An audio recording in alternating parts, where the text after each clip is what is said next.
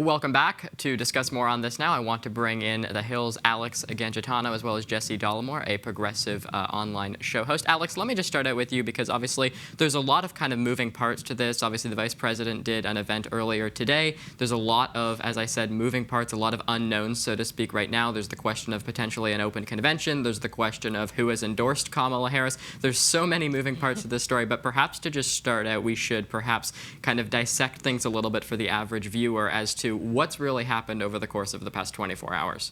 Yeah, it's been a busy 24 hours. So we saw the President Biden drop out of the race, say he will not be seeking re-election anymore. That happened through a letter yesterday or on Sunday around 2 p.m. and then endorse Harris in a statement after that as his successor.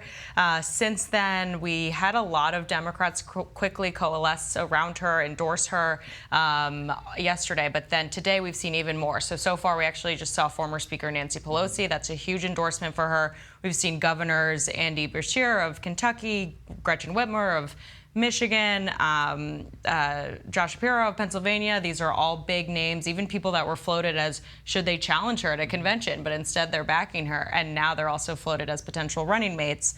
The Vice President had an event at the White House that I do think the President would have attended, but he's still home at his Rehoboth home, isolating with COVID-19. So that's another twist to all of this. And she opened up that event. It was with NCAA champions over the last year, so not really related to this, but she did open it up by saying, you know, praising Biden for his leadership and how thankful she has been to work under him. We've seen her just be a staunch supporter of him for these past 3 weeks. And then we're going to see her heading to Wilmington, Delaware later today to go meet campaign staff who are now Harris for President campaign staff. So they've moved over pretty quickly as well. And Jesse, let me ask you, because obviously yourself as a progressive, do you worry at all about this prospect of potentially an open convention? A lot of people talking about that could create kind of division on the floor. Whereas, I mean, if you look at the Republican convention, for example, in Milwaukee, I was just talking earlier in the show to a reporter who was there who said it was among the most unifying conventions he's kind of ever been to. So what do you make of it all? Yeah, I think a lot of prognosticators, they get ahead of themselves and will anticipate problems that won't eventually or ultimately arise. And this is one of them. I think that the party is largely going to coalesce around the vice president and her candidacy, and they'll be good for it. I mean, it's the way to. There needs to be some democratic element where the delegates will get their say and the American people ultimately by extension, but it's going to go down. It's a foregone conclusion that Kamala Harris is the Do you think there's any world where, like in 2016, for example, we saw a lot of Bernie Sanders supporters as kind of a rebellion or revenge, so to speak? They voted for third-party candidates like Jill Stein. A lot of people obviously saying that's one of the many reasons as to why Hillary Clinton did not perform as successfully in 2016. Is there any world in which something similar happens this time, Jesse? Of course, there is a world. I just don't think that it's likely. I think that the more likely outcome is that people are going. She ticks a lot of the boxes that Joe Biden necessarily didn't. And I think people are going to rally around her and her candidacy, especially given the threats, the real clear and present danger that Donald Trump poses to the United States and our democratic republic. Yeah. And you can touch on that. But I was also just going to say, like, for example, within just moments of Joe Biden announcing on X that he was withdrawing from the race in a statement, as you alluded to earlier, there was a statement from the Trump campaign basically aligning every single thing that could be classified as bad or as a policy failure, as many Republicans put it, that was done under the Biden administration, kind of lying that at the feet directly of Kamala Harris. So do you think there's a potentiality for Kamala Harris to perhaps carry some baggage that could perhaps end up her losing the election? Yeah, I think that the Trump campaign has worked really hard over the last day to just say she's just an extension of Biden. All the things that we didn't like about Biden, we don't like about her. But one of the big issues is the president's border security policy. And actually, she's really aligned with that, considering that was one of her first big things that Biden told her, go handle the root causes of migration. And so her being aligned with that offers a big open door to Republicans to attack her on that.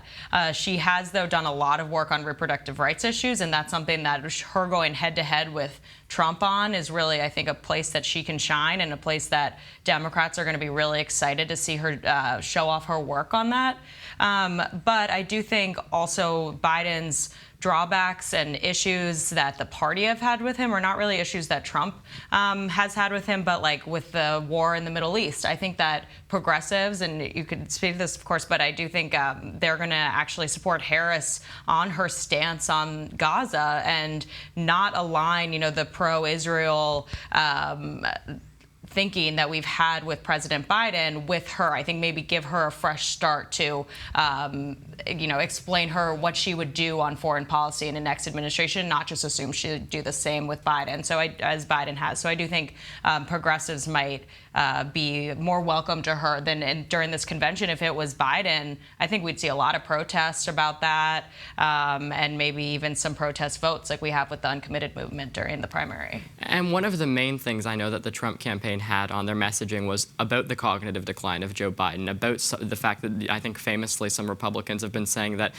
Joe Biden can't put two sentences together, right? Like, so is there any sense that you're getting from people you've been talking with that the Republicans are going to completely have to reverse course, change their messaging? Because now, Kamala Harris is 59 years old. It's almost as if Democrats at least have the ability, not saying they're going to do it, to reverse the whole argument and put it back to Donald Trump now. Yeah, if anything, I think the only remaining argument on that front is that they can blame Harris for not stepping up and asking him to get out earlier, or being maybe more honest with the American people about his age and mental abilities, if that's the argument you want to use against her on that. But I do think, she's 59 years old. There's no longer that argument that Democrats are running these, this old ticket.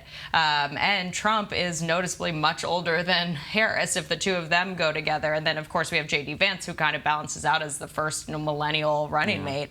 And he definitely has, that young backing. But we'll see, if young voters, this is what they've been looking for. This is the nominee for the Democratic Party that they were hoping when, they wanted 81-year-old Biden out there. So I do think it definitely gives Republicans much less of an argument there, because people might be ready to just move on from talking about Biden's age now.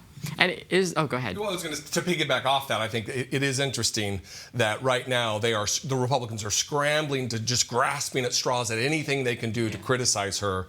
And it's obviously self-evident that what they're going to lean in on is racism and misogyny. And it seems to be kind of the play right now for lack of anything else to grasp onto.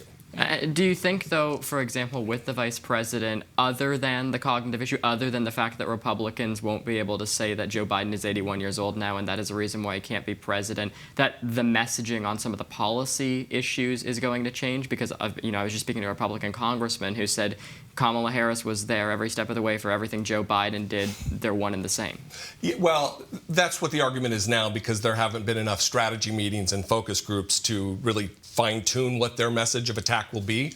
The Republicans don't have a ton to stand on policy-wise, especially even on, like, let's say the border, because there was a bill that Donald Trump tanked. They went along with the tanking of that. So that's going to fall largely, I think, on deaf ears with the American people. Not MAGA diehards, but certainly normal Americans who think clearly about these issues. And let me just conclude with you, Alex. Jesse mentioned about MAGA diehards, and there's a lot of people, obviously, right now who almost the entire Republican Party is centered around MAGA right now. A lot of people, I had Joe Walsh on earlier in the show. He calls himself a politically homeless person. He was one of the most hardcore conservative Republicans, and now he's very outspoken about Donald Trump. Do you think Kamala Harris is potentially a candidate who could welcome people like him and others, a lot of Americans, I'm sure, who are feeling that way? Because, again, going back to the Joe example, he wasn't a fan of Joe Biden either, solely for the cognitive issue. Is Kamala Harris going to be able to rectify some of those concerns? Yeah, that's a big question that I think Democrats are trying to tangle with right now, of how can we pull in these people that we haven't been able to pull in with Biden at the top of the ticket. They were working really hard on Nikki Haley voters, holding rounds of phone calls actually with groups of Nikki Haley voters who said, we're still never going to vote for Trump, but we don't know where to go. We're looking for a political home. And I think they're going to try hard to say, we've changed things up. We don't, if the issue you had with this election was that it was a Biden-Trump rematch, then the issue is no longer, look at who we have. We have a new face. We have somebody who maybe you could get behind. I do think, though, her policy-wise, I'm not sure if a moderate Democrat would really, it would take a lot to find a home with her, just because I don't think she's even as moderate as Joe Biden is. So that could be a struggle. But I do think her working with Biden on issues and in a moderate bipartisan way will help her with people, having him kind of guide her through the last 3 years of her political career. All right, we will leave it there. Thank you so much to the both of you. Thanks, Wyatt. We're going to take a quick break. Stay with us.